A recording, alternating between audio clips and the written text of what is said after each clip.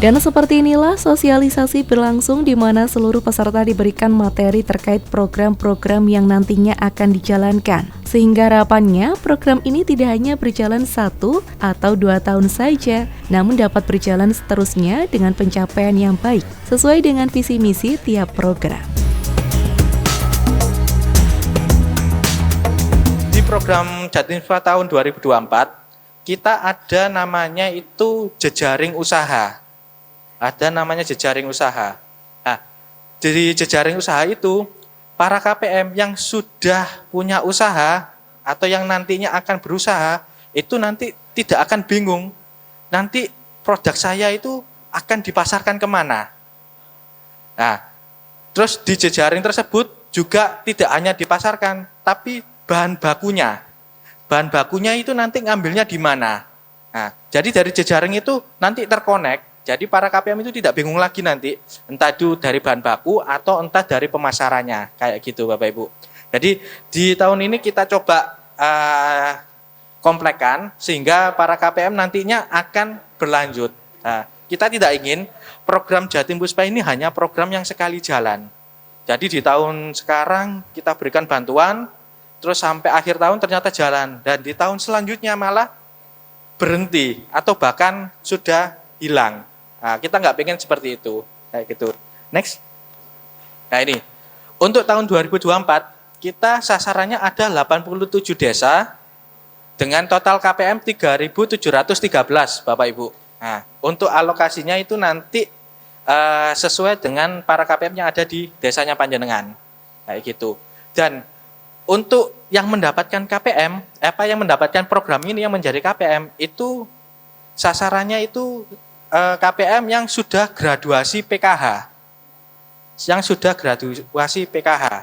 Kalau ada yang masih mendapatkan PKH itu nanti tidak bisa. Itu jadi bukan sasarannya kita. Walaupun di data yang kita berikan itu tercantum namanya, tapi di lapangan ternyata dia masih mendapatkan program PKH, itu tidak bisa menjadi sasarannya program Jatim Puspa, Bapak Ibu. Nggih, seperti ini.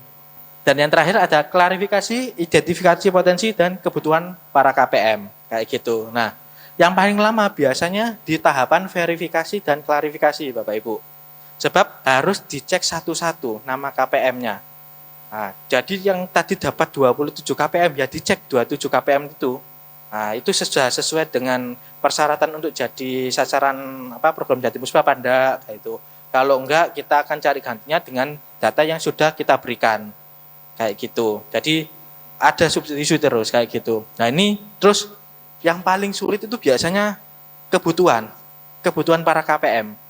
Nah, KPM ini di hari, anggap aja hari pertama, para pendamping desa sudah ke KPM itu. Dia itu mintanya, anggap aja panci, kemudian wajan, terus segala peralatan untuk masak lah kayak gitu. Nah, di hari selanjutnya ternyata ada perubahan. Nah, ada perubahan, ganti lagi, pengennya blender. Nah, beda dari yang diminta pertama. Nah, itu kan menguras waktu dan tenaganya para pendamping ya. Nah, Bapak Ibu disiasati aja. Jadi waktu pertama, Ibu pengennya anggap aja barang yang tadi yang pertama. Itu dikasih berita acara terkait permintaannya. Nah, itu nanti ditandatangani oleh para KPM-nya tersebut.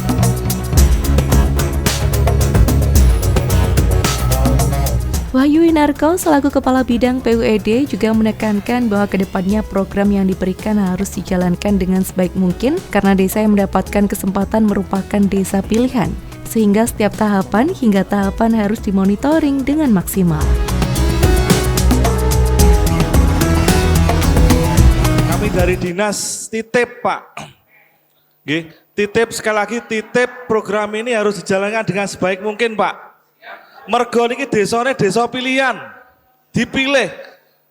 Saya maturkan jenengan pas waktu sosialisasi pertama itu, saya minta maaf desa jenengan itu yang usulkan, jenengan mboten ngusulkan tapi yang usulkan kita. Yang masuk ke aplikasi jenengan itu kita. Aplikasi. Nah, SIPD itu yang bobol kita, Pak. Yang masuk kan juga kita. Itu. Oleh karena itu, karena ini jenengan desa pilihan, kami titip ini dikawal dengan betul, Pak. Nggih, tahapan setiap tahapan harus dilaksanakan dengan baik. Tahapan hari ini masih menunggu pencairan. Mungkin nek pun cair yo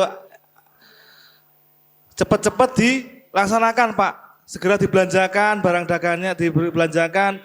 Yang Janti Puspa sesuaikan dengan rapnya, apa kebutuhan masyarakat, apa kebutuhan KPM. Sing BUMDes yang ngoten.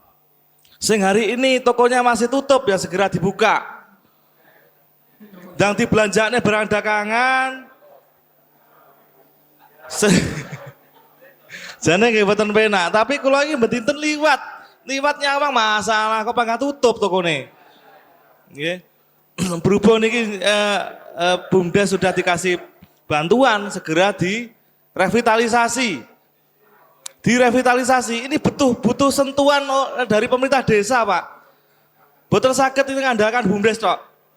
Butuh sentuhan dari pemerintah desa. Terus bantuan ini juga sifatnya stimulan BUMDes niku. Mengke sanoe tahun ngajeng boten diparingi penyertaan modal malih. Lah wis tahun ngarep kan oleh penyertaan modal teko BKK. Sanoe nyuwun boten diparingi. Jangan, Pak, dalam bentuk pelestarian program ya tetap Pak diberikan, Pak. Ning kula titip BUMDes ini badhe nyuwun penyertaan modal ya harus ada proposal, Pak. Ada kajian, ada analisa usaha. Nantinya setiap tahun program ini akan terus dilakukan cross-check by data maupun langsung, agar setiap desa yang diberikan bantuan dapat mempertanggungjawabkan seluruh bantuan yang telah diimplementasikan. Sementara ini sampai tahun ini kita melihat bantuan ini sangat berguna bagi masyarakat. Kami lihat tiap tahun kita cross-check, bantuan sudah dimaksimalkan atau belum, dan alhamdulillah semua sudah berjalan dengan baik. Dan semua desa yang sudah pernah mendapatkan di tahun ini kita lihat, kita cek dari data itu semua mendapatkan menghasilkan pendapatan asli desa. Ya, harapan kami dari dinas ini semua dari penerima bantuan BKK ini melakukan setiap tahapan dengan tertib. Tahapan hari ini melakukan sosialisasi, ke depan pencairan, setelah pencairan itu pertanggungjawaban. Setelah pertanggungjawabkan diselesaikan dengan musyawarah tingkat di desa. Harapannya semua peserta ini nanti dengan diperolehnya bantuan ini nanti tentunya kita harus mengelola ini dengan sebaik-baiknya sesuai dengan checklist dan cuklak yang sudah ditentukan. Samping itu kita juga jangan berharap jangan hanya elok-elok aja. Dalam artian kalau di suatu desa mungkin dia mempunyai program yang lagi booming, ya, itu jangan sampai itu ikut-ikutan tapi tidak sesuai dengan potensi di desa masing. Sehingga nanti kalau itu tidak sesuai dengan potensinya ada kemungkinan untuk kegagalan kan juga besar. Jadi kalau nanti sesuai dengan potensi desa, saya yakin nanti itu bisa dimanfaatkan dengan sebaik-baiknya untuk kemakmuran masyarakat desa. Baik pemirsa, seperti itulah tadi berlangsungnya kegiatan sosialisasi kabupaten mengenai program bantuan keuangan khusus atau BKK kepada pemerintah desa, program Puspa Jatim, Desa Berdaya dan Pemberdayaan BUMDes tahun 2024. Semoga acara ini bisa memberikan dampak yang lebih positif kepada masyarakat di desa, khususnya di wilayah Kabupaten Tulungagung. Akhir kata, saya Aulia Iswara mewakili kerabat kerja yang bertugas pada hari ini mengucapkan terima kasih atas kebersamaan Anda. Sampai jumpa dan salam JTV.